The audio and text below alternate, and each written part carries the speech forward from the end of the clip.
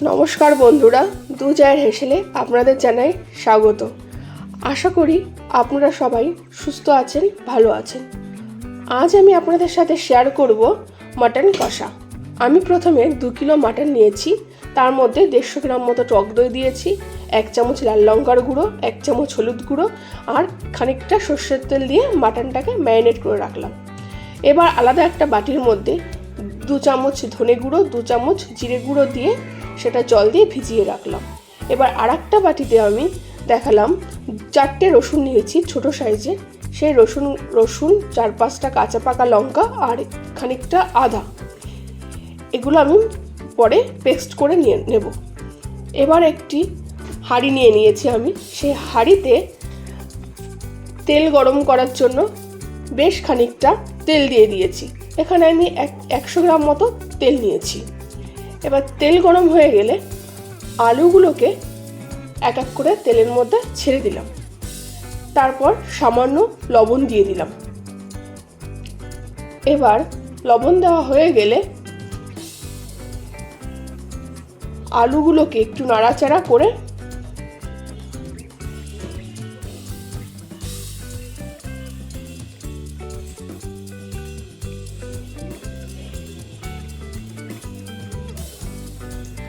ঢেকে দেব।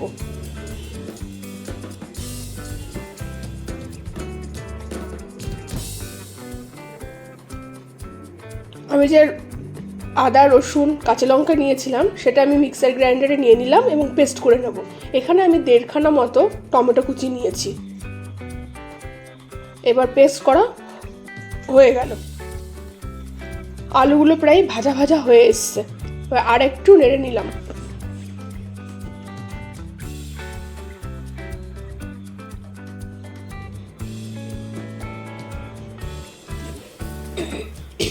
আলুগুলোর মধ্যে একটু হলুদ গুঁড়ো দিয়ে দিলাম, দিয়ে ভালোভাবে নাড়াচাড়া করে নিলাম।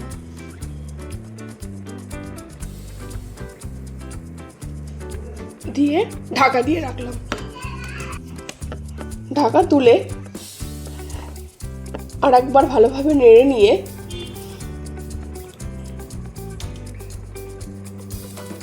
একটা একটা করে আমি আলুগুলোকে এবার তুলে নেব।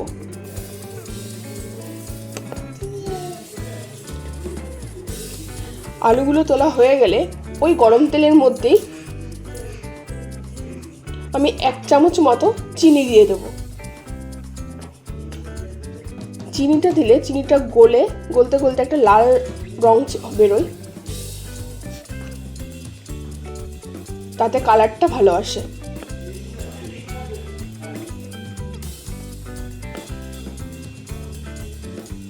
এবার আমি এখানে 4টে মতো এলাচ, 2 টুকরো দারচিনি, 4টে কাঁচা লঙ্কা, 2টো লবঙ্গ, 2টো তেজপাতা আর সামান্য জিরে দিয়ে ফোড়ন দিয়ে দিলাম।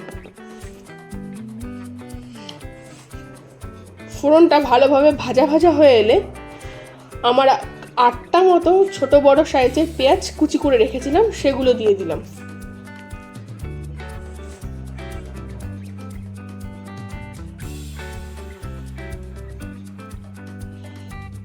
এবার পেঁয়াজ ভাজার জন্য আমি সামান্য লবণ দিলাম।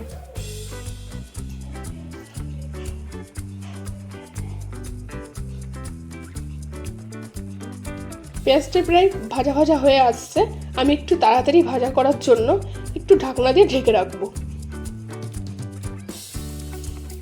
এবার ঢাকনাটা সরিয়ে দেখলাম পেঁয়াজটা প্রায় নরম হয়ে গেছে। তখন আমি টমেটোগুলো অ্যাড করে দেব।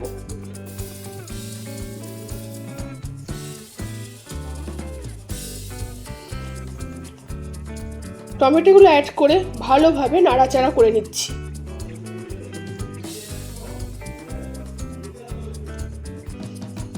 এবার আমি আগে থেকে যে মশলাটা পেস্ট করে নিয়েছিলাম সেই মশলার পেস্টটা আমি ওর মধ্যে দিয়ে দিলাম।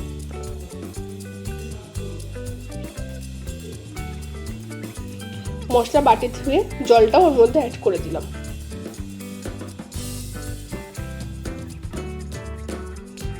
আরও একটু মশলার বাটি ধোয়া জল ছিল, সেটাও অ্যাড করলাম।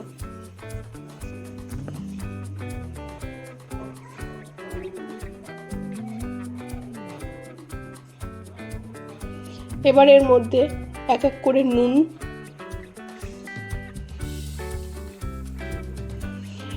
এক চামচ হলুদ গুঁড়ো, ছোট এক চামচ হলুদ গুঁড়ো।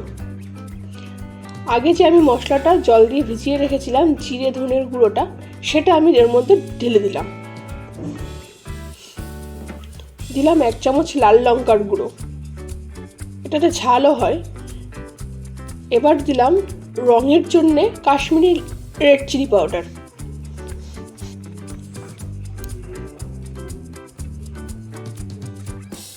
এবার ভালোভাবে কষিয়ে নেব মশলাটা। একটু গরম মশলা দিয়ে দিলাম হাফ চামচ মতো।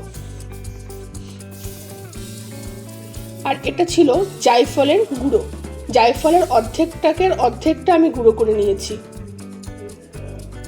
এবার মশলা থেকে তেল ছেড়ে আসলে ম্যারিনেট করা মাংস আমি দিয়ে দেব।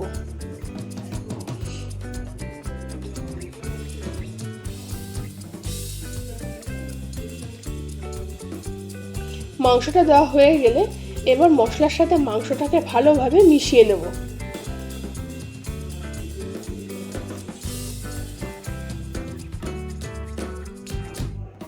এবার আমি একটু গ্যাসের ফ্লেমটাকে হাই করে আমি ঢাকনা দিয়ে ঢেকে মাংসটা কষিয়ে নেব।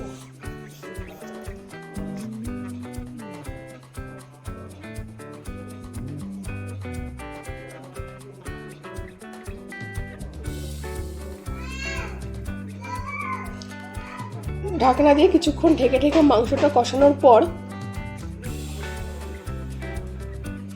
আর একটু ভালোভাবে নেড়ে নিয়ে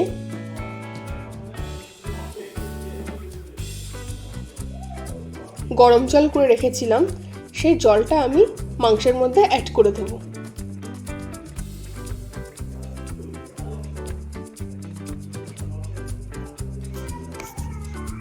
আরো কিছুক্ষণ মাংসটাকে হতে দেব, তাই ঢাকনা দিয়ে ঢেকে রাখলাম। ঢাকনা তুলে 5-7 মিনিট পর ঢাকনা তুলে আমি ভেজে রাখা আলুগুলোকে দিয়ে দিলাম। ভেজে রাখা আলু দেওয়ার পর আর একটু নাড়াচাড়া করে নিলাম। নাড়াচাড়া করে আরো একবার একটু ঢেকে দিলাম। ঢেকে দেওয়ার 2 থেকে 3 মিনিট পর আরো একবার ঢাকনা খুলে আবার একটু নাড়িয়ে নিলাম।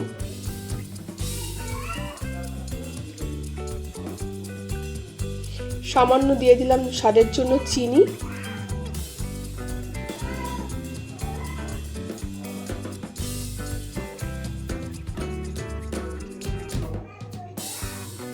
আর দিলাম 1 চামচ ঘি।